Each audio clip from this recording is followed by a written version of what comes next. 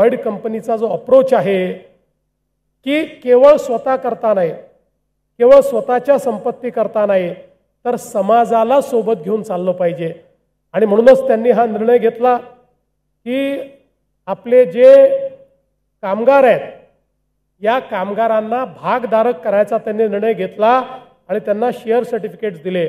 मी माझ्या मागच्याही भाषणात सांगितलं, आज या शेअर सर्टिफिकेटची व्हॅल्यू तुम्हाला समजत नाही, पण 10 वर्षानंतर हे शेअर सर्टिफिकेट असे असणार आहेत की जसं तुम्ही 10 वर्षापूर्वी एखादी जमीन घेतली आणि 10 वर्षानंतर ती जमीन जर शहरामध्ये आली तर त्या जमिनीचा जसा भाव असतो तसं या शेअर सर्टिफिकेटचा भाव तुम्हाला मिळणार आहे।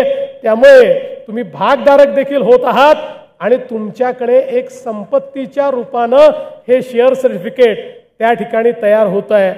आणि त्याचसोबत इथल्या समाजाकरता देखील त्यांनी हॉस्पिटल असेल, शाळा असेल, हे जे काही निर्माण करण्याचा निर्णय घेतला, आज आपण त्याचं देखील भूमिपूजन केलेलं आहे।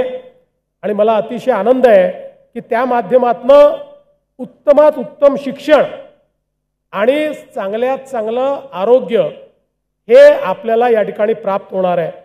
खरं म्हणजे महाराष्ट्र सरकारमध्ये आम्ही संपूर्ण महाराष्ट्रातल्या प्रत्येक व्यक्तीला त्या ठिकाणी आरोग्याकरता 5 लाख रुपयाचा विमा दिलेला आहे। 5 लाखापर्यंत त्याला कुठलाही उपचार हा मोफत घेता येतो।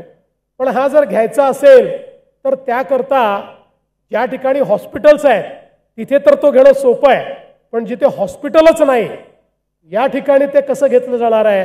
पण आता हे जे काही लॉयड्स हॉस्पिटल आलेलं आहे या हॉस्पिटलमुळे आमची योजना देखील आम्ही तिथे सुरू करू आणि त्या ठिकाणी जे आपले पेशंट आहेत त्यांना 5 लाखापर्यंतचा जो इलाज आहे तो त्या हॉस्पिटलमध्ये मोफत देण्याचं काम हे राज्य सरकारच्या माध्यमातून आम्ही करू, जेणेकरून आमच्या गडचिरोलीतल्या सामान्य लोकांना मोठ्या प्रमाणात या मल्टी स्पेशालिटीच्या माध्यमातून इतरत्र जाण्याची आवश्यकता पडणार नाही।